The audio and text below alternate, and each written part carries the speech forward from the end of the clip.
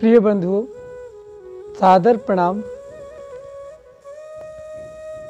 सुप्रभात। आज फिर से एक नया संदेश लेकर आया हूं मैं आप लोगों के समक्ष। इस वीडियो को अपना माध्यम बनाकर आप लोगों तक रोज नए नए संदेश को लेकर आता रहा हूं,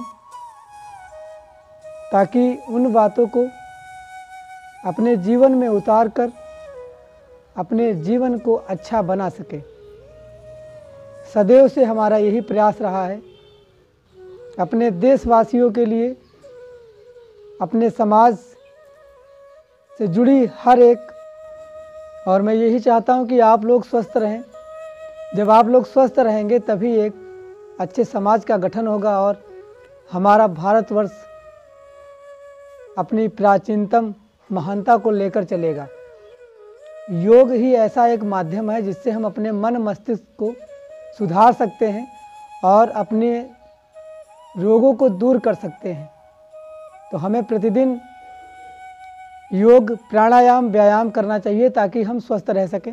यही संदेश आज तक देता आ रहा हूँ और निरंतर यही प्रयास करता रहूँगा कि आप तक हर बीमारी से निजात पाने के लिए योग को बताया जाए। एक ऐसे योगासनों के बारे में नित्य प्रतिदिन मैं बताता आ रहा हूँ। यही हमारा प्रयास रहता है कि आप लोग स्वस्थ रहें, मस्त रहें। ये जीवन बहुत ही अमूल्य है, इसको ऐसे नहीं खोना है। हमें अपने जीवन का मूल उद्देश्य जानना है और हमें निरंतर अपने शरीर के लिए, अपने मन के लिए हमें कुछ टाइम निकालना होगा, जिसकी वजह से हम स्वस्थ रह सकें। नहीं तो अनेक बीमारियों से लोग ग्रसित होते जा रहे हैं।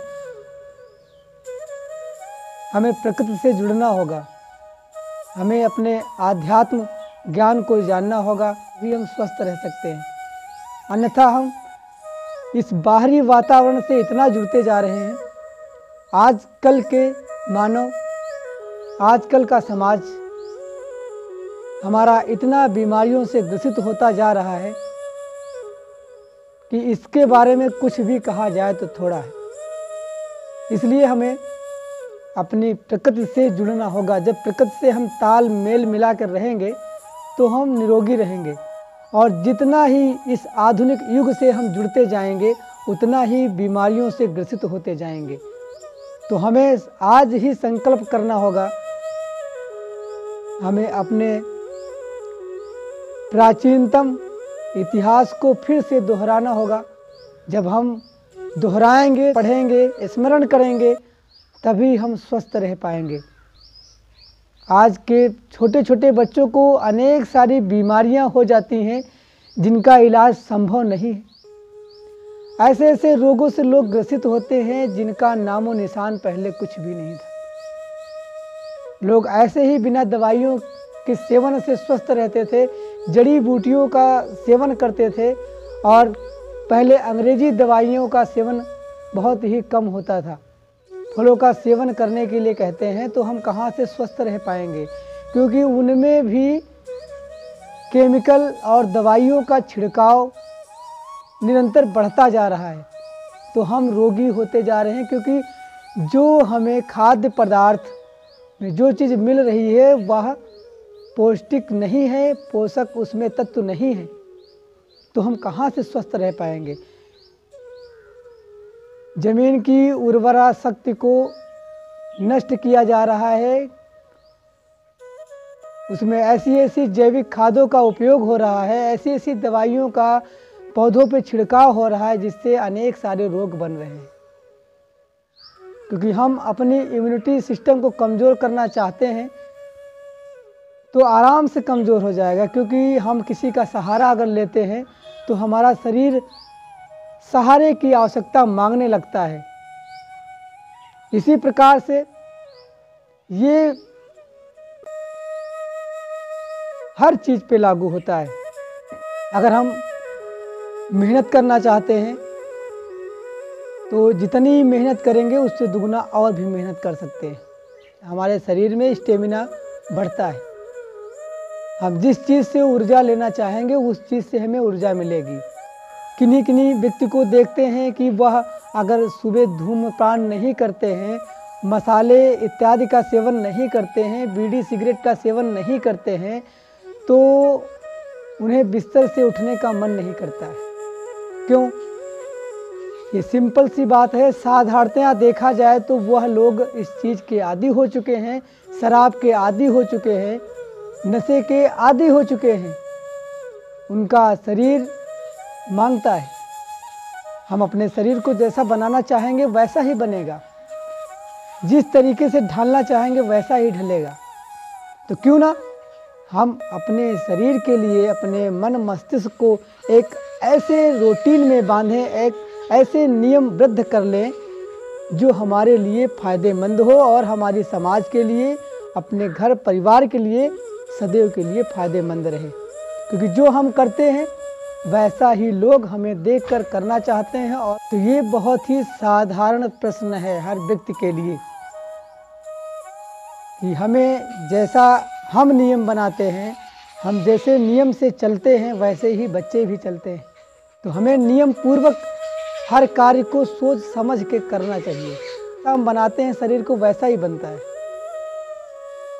तो शराब पीकर नशे का आदी बनाना शरीर को गलत बात है। तो इसी प्रकार से हम ये नियम हर चीज़ पे लागू होता है। जितना हम जिस चीज़ से जुड़ना चाहते हैं उतना उससे जुड़ते हैं, और जितना उससे दूर भागना चाहते हैं उतना ही दूर भागते हैं। तो हमें चाहिए हम अच्छे नियमों और अच्छी बातों का पालन करें, अपनी संस्कृति को ध्यान में रखकर, ताकि हम स्वस्थ रह सकें और अच्छे समाज का गठन कर सकें।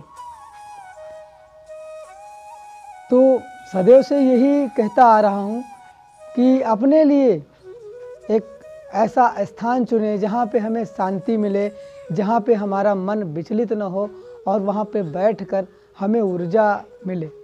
हमें एक ऊर्जा का केंद्र ढूंढना होगा, वह किसी भी प्रकार से हो। जब किसी को दारू पीकर ऊर्जा मिल जाती है, नशा शराब में थोड़ा होता है, वो तो हम लोग बनाते हैं। अगर उसके आदी बनते हैं तो हमें हमारा शरीर मांगता है, अगर हम उसके आदी नहीं बनते हैं तो हमें कोई किसी वस्तु की और या किसी पदार्थ की आवश्यकता नहीं है जिससे हम इस्तेमाल करके ऊर्जा प्राप्त करें। तो ऊर्जा का केंद्र हम योग को बनाते हैं, प्राणायाम व्यायाम करके, अपने मन को शांत करके। जब हमारा मन शांत होगा तो हमारे मन में अच्छी बातों का उत्पन्न होना होगा। जब हमारे क्रियाकलाप अच्छे होंगे तो हमारा मन भी साफ होगा। प्रतिदिन और मैं अपने वीडियो को माध्यम बनाकर यही संदेश देता आ रहा हूँ ताकि आप लोग स्वस्थ रह सकें। अपने इम्यूनिटी सिस्टम को मजबूत करने के लिए हमें प्रयास करना होगा, हमें ध्यान में रखना होगा हर बात को, तभी हम कुछ अच्छे समाज का गठन कर सकते हैं। हमारा मन जो सोचता है वही हम करते हैं। पहले के लोगों में इस प्रकृति से जुड़ना स्वाभाविक था। वह पेड़ पौधों की पूजा किया करते थे, वृक्षों की पूजा करते थे। पेड़ में भी जान होता है, वह भी महसूस करता है।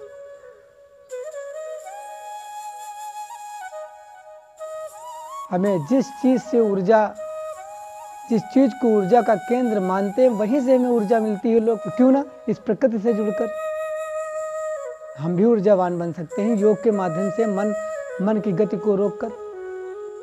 आजकल के युग में लोग योगा की वीडियो को देखना नहीं पसंद करते हैं, योग से जुड़ना नहीं चाहते हैं, प्राणायाम व्यायाम करने के लिए उनके पास टाइम नहीं है, जो बहुत ही महत्वपूर्ण है।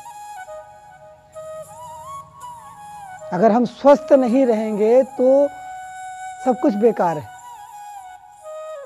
इसलिए हमें 1 घंटा प्रतिदिन नियम पूर्वक समय निकालना होगा अपने मन को शांत करने के लिए, अपने शरीर के विकारों को दूर करने के लिए, स्वस्थ रहने के लिए।